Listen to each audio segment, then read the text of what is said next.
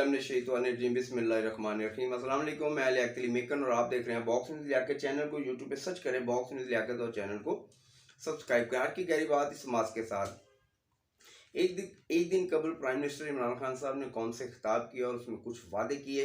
उन वादों को लेकर बात करनी है, महंगाई को लेकर बात करनी है। और हालिया खिताब में प्राइम मिनिस्टर इमरान खान साहब कौम को एक बहुत बड़ा रिलीफ देने जा रहे हैं, जो कि बिल्कुल मुतवक्का है। और मैं आप यकीन रखें कि जो मैं बातें करने जा रहा हूँ, पीटीआई के दोस्तों के लिए बहुत बड़ी खुशखबरी है। उन दोस्तों के लिए जो कि आज भी गए बगैर पीटीआई के लिए बात करते हैं और हुकूमत के लिए बात करते हैं, अब उनके लिए आसानी हो जाएगी, क्योंकि प्राइम मिनिस्टर इमरान खान साहब पर एक जो बात की जाती है अपोजिशन की तरफ से, एक भी वादा उनका सच साबित नहीं हुआ।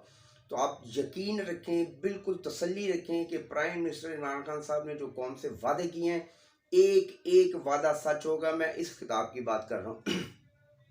उसके बाद हालिया मुतवक्को जो उनका खिताब है, उसमें वो एक कब्र कार्ड मुतारिफ करवाने जा रहे हैं कि जो लोग इस दुनिया से चले जाएंगे, प्राइम मिनिस्टर इमरान खान साहब और उनकी हुकूमत जो है उनको कब्र में भी रिलीफ देगी।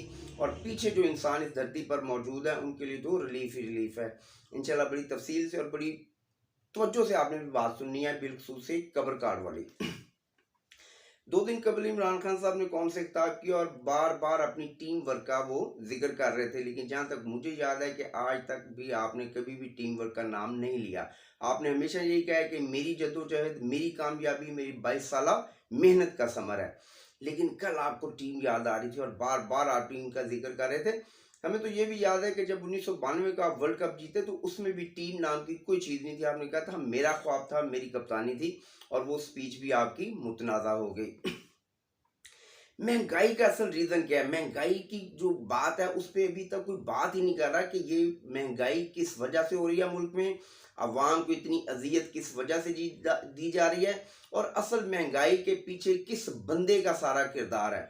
मैं उस बंदे के किरदार को आज सामने लेके आऊँगा। आप यकीन करें कि हमारी 8 माह तक जो पॉलिसी थी वो आतिफ मियाँ चला रहा था। आतिफ मियाँ के कहने पर हमारे वजारत ख़जाना जो थी वो सारे इकदाम कर रही थी। आपने सुना, आपने देखा कि वजारत ख़जाना की तरफ से IMF को धमकियाँ दी जा रही थी। कहा जा रहा था कि हमें तो आपकी ज़रूरत नहीं, हम आपकी तरफ नहीं आएंगे। और ये ही वो 8 माह जो आप IMF की तरफ लेट गए और कौम और मुल्क को आपने 8 माह के अंदर नचोड़ लिया, जो आज तक उसके समरात ये कौम बर्दाश्त कर रही है और उसके समरात आप भी बर्दाश्त कर रहे हैं। IMF को जब पता चला कि अब आप हमारे पास आ रहे हैं, तो IMF ने भी कहा कि अब हम आपको बताएंगे कि हमारी पावर क्या है। आपने देखा कि IMF ने किस तरह इस कौम का खून निचोड़ रही है और हुकूमत उसके हम पल्ला खड़ी है। हुकूमत की भी अब कोई बस की बात मुझे लग नहीं रही है। अगर 8 माह पहले आप चले जाते तो शायद ऐसे मामलात ना होते। आप बार बार कोरोना पे बड़ी आप कर रहे थे बात के जनाब, कोरोना को लेके पूरी दुनिया ने जनाब हमें अप्रिशिएट किया और पूरी दुनिया ये कह रही थी कि कोरोना पर जिस तरह से पाकिस्तान ने रिएक्ट किया, पूरी दुनिया में इसकी मिसाल नहीं मिलती। आप महंगाई का अमेरिका और यूरोप से मुमाजना करते हैं, कहते हैं जी अमेरिका और यूरोप में देखें जी महंगाई बड़ी बढ़ गई है, लेकिन अफसोस के साथ कि वहाँ पर लंगर खाने नहीं बढ़े, लंगर खाने सिर्फ इस मुल्क में बढ़े हैं। इस बात को समझना होगा। अगर आप कोरोना की बात कर रहे थे तो आपको डेंगू का भी जिक्र जरूर करना चाहिए कि किस तरह से पिछली हुकूमत ने डेंगू को इस मुल्क से पूरी तरह से ख़त्म कर दिया, लेकिन हमने किस तरह और कितनी एक बेहतरीन प्लानिंग के साथ डेंगू जो है पूरे मुल्क में इस वक्त फिर राज कर रहा है। कबर कार्ड को लेकर बड़ा अहम मौजू है और ये बड़ी तफसील से आपको मेरी बात सुननी होगी। कबर कार्ड हुकूमत मुतारिफ करवा रही है आइंदा आने वाले हालिया दिनों में, और कबर कार्ड के जो आपको समरात हैं वो आपको कब्र में भी जाकर मिलेंगे और हुकूमत आपको वहाँ पर भी रिलीफ देगी। क्योंकि कबर कार्ड के अलावा अब हमारे पास कोई रिलीफ नाम की कोई चीज़ रह नहीं गई। अगर मुल्क में कुछ सुकून है तो वो बिल्कुल थोड़ी सी बुलंदी पर वाक़या है, लेकिन आपको बुलंदी पर जाने की इजाज़त नहीं है। वहाँ पर कोई ना कोई जहाज़ या हेलीकॉप्टर की ज़रूरत पड़ती है, और मैं तो खैर वैसे भी ज़्यादा बुलंदी पर नहीं जा सकता क्योंकि मुझे सांस की प्रॉब्लम है। तो आपको बुलंदी पर नहीं, आपको ज़मीन के नीचे जाना पड़ेगा। और जो पीछे लोग पड़े, जो हमारे जो मुल्क और कौम के लोग रह जाएंगे, उनको भी बड़ी तेज़ी से वहाँ पर मुंतकिल किया जाएगा और वहाँ पर एक नई दुनिया बसाने का फ़ैसला किया है हमारी हुकूमत ने। आपको वहाँ पर राशन कार्ड भी मिलेगा, आपको वहाँ पर दालों में भी सब्सिडी मिलेगी, आपको पेट्रोल में भी सब्सिडी मिलेगी। बाकायदा से एक नई खोज जो है वो हुकूमत पाकिस्तान करने जा रही है, तो उसकी मुबारकबाद। पीटीआई के वो दोस्त, मैं फिर दोबारा से कह रहा हूँ, आप ये तसल्ली रखें। आपको ये जो बार बार कहा जाता है कि जी आपका कोई भी वादा वफा नहीं हुआ, इस दफ़ा जो वज़ीर-ए-आज़म इमरान खान साहब ने कौम से वादे किए हैं, एक एक वादा जो है वफा होगा और उसके समरात तो उसी रात आना शुरू हो गए।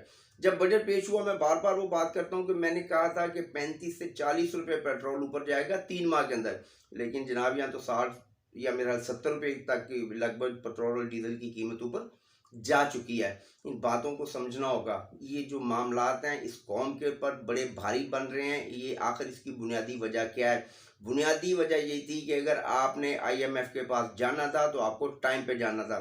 आप अपनी उस सारी कबीना को तहलील करके, सॉरी सारी कबीना मैं कह रहा हूँ, वजारत ख़जाना को आपने फारिग करके नए वजारत ख़जाना के साथ आप गए IMF पे, मगर उतनी देर में आतिफ मियाँ अपना काम कर चुका था। वो आतिफ मियाँ जिसको आप पाकिस्तान की इकोनॉमी में लाना चाहते थे, मुआशात का वो सुना जी बड़ा वो मास्टर आदमी था, लेकिन जब इस कौम ने उसको एक बुरे तरीके से निकाला जो कि उसका हक बनता था, उसने वो बदला इस कौम से लिया है।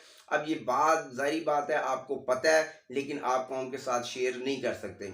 और इस दफ़ा आप जब कौम से खिताब कर रहे थे तो मैंने देखा कि बड़ी मायूसी थी। एक पाकिस्तान का वज़ीर-ए-आज़म इतनी मायूसी से बात करता हुआ हमें अच्छा नहीं लगता। मेरी बात समझ आए? अच्छा, मेरे जो सोशल मीडिया अकाउंट है मेरे, उनको बड़ा महदूद कर दिया गया है। मेरी बात अब उस तरह से शेयर नहीं होती। मेरी बात को आपने शेयर करना है ताकि मेरी बात आगे जाए, दोस्तों तक जाए और जहाँ तक जानी चाहिए वहाँ तक ज़रूर जानी चाहिए, और ये सारा जो क्रेडिट है वो आपको जाएगा। मैं फिर कहता हूँ कि ये बात मेरी नहीं होती, ये बात आपकी होती है। पाकिस्तान जिंदाबाद। मेरे मुल्क का मेरा अल्लाह हामी और नासर हो जी इंशाल्लाह। और PTI के दोस्तों के लिए फिर खुशखबरी कि वो अपने हौसले और उनका जो म्यार है उसको कायम और दायम रखें। और एक बात दूसरा कि महंगाई के जी, अच्छा जो चीज़ें मुल्क से बाहर आती हैं जी उनकी तो चले ठीक है, भाई पेट्रोल आता है फला, गंदम, चीनी, गन्ना, ये तो इस मुल्क की पैदावार है, इनका महंगाई से क्या ताल्लुक है? सब्जियां इस मुल्क की पैदावार है, इनका महंगाई से क्या ताल्लुक है? ताल्लुक है, क्योंकि दाएं और बाएं बड़े अच्छे लोग खड़े हैं। और दूसरी बात, मैं बड़ी अहम बात करने जा रहा हूँ। मेरी हमेशा जो मैं कोई बात करता हूँ वो हमेशा सच साबित होती है मेरे अल्लाह की मदद से।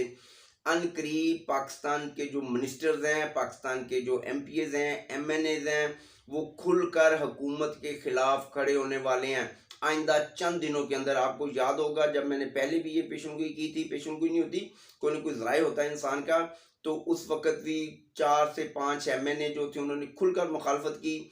2 जो मशीर थे उन्होंने इस्तीफ़ा दिया, और मैंने ये इसी तरह कहा था कि 2 मशीर और 4 से 5 MNA जो आपकी मुखालफत करने जा रहे हैं, और इस वक्त उनकी तादाद बढ़ चुकी है। मेरी बात समझ आए तो मेरी बात को शेयर करें। पाकिस्तानी हुकूमत के जो लोग हैं वो हुकूमत को छोड़ने जा रहे हैं, उन पे इनके जो इत्तेहादी हैं बिलखसूस जो PTI के अपने लोग हैं। बात समझ आए? मैं बार बार कह रहा हूँ कि बात को शेयर करें। अस्सलाम वालेकुम। पाकिस्तान जिंदाबाद।